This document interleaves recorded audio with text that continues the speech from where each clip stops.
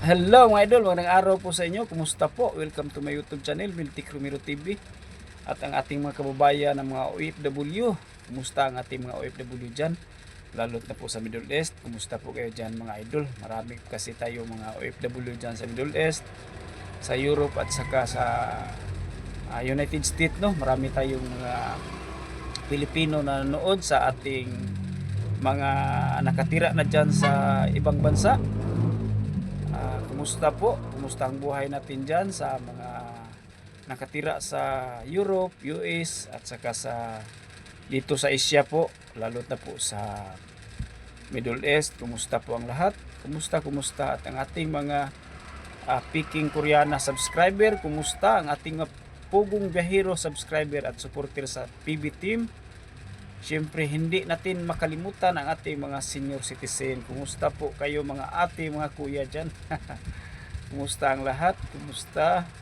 Kagabi, walang naganap na second mansari mga idol. Second ba o third? Walang naganap po kasi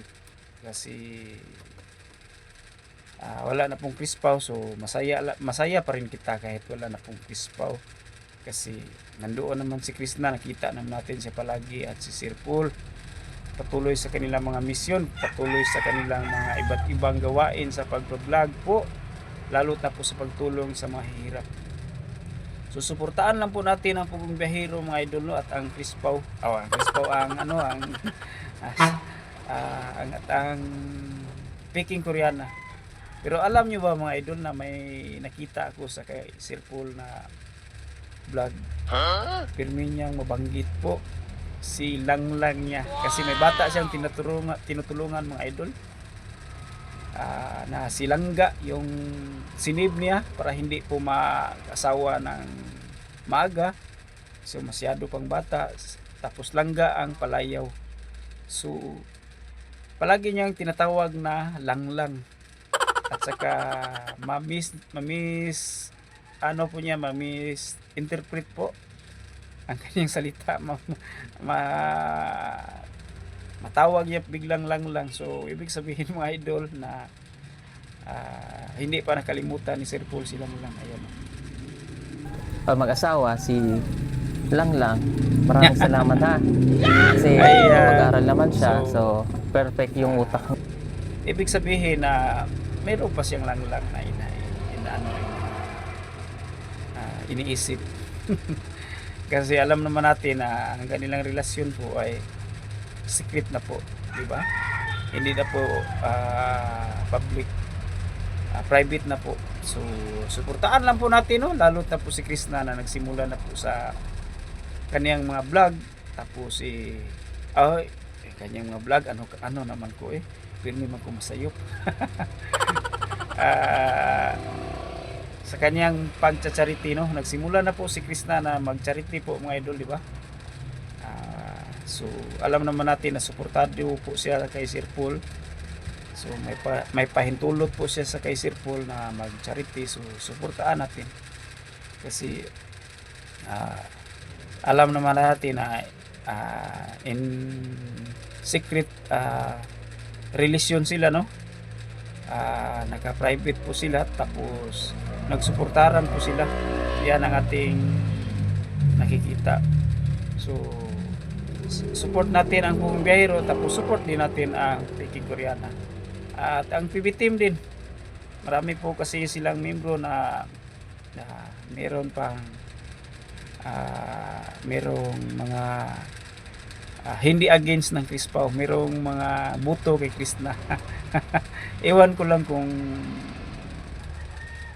sila ba lahat, pero alam ko, sa aking pagkakaalam, parang lahat yata sila buto kay Krishna. Pero hindi pa natin sure kung sila ba lahat. Pero sa pagkakaalam ko noon, doon pa si Krishna's PB House ay boot na boot sila kay Krishna, kasi alam naman nila na mabait si Krishna. Tapos minahal po siya ni Sir Paul. Ay wala silang magawa kasi Sir Paul ang boss ng PB Team. So support lang tayo mga idol, no? Kahit subaybayan natin si Krishna hanggang pagtanda natin.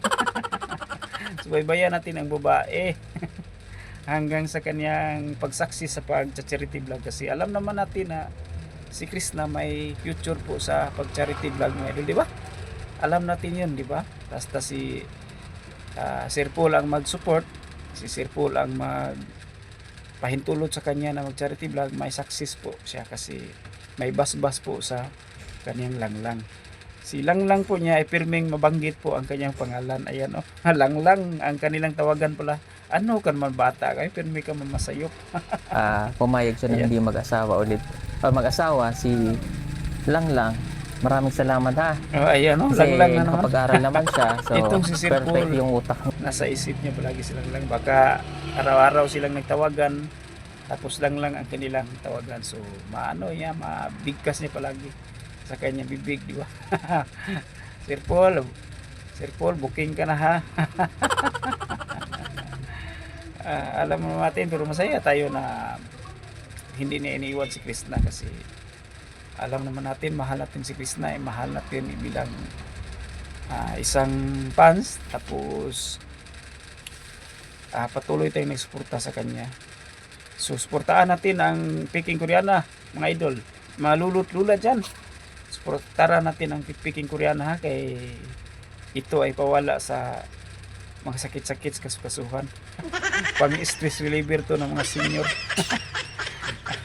Maraming salamat po mga idol. Sana po subscribe kayo sa aking channel, at sana po huwag niyong kalimutan na suportahan ang aking channel, aking mga video, para katulong naman po kayo sa aking munting channel po mga idol. Maraming salamat po mga idol. Sayop na naman si Kuya. Ano baka magtagalog Kuya oy. Maraming salamat po. God bless po. Sorry po sa Tagalog ko kasi Cebuano po ako.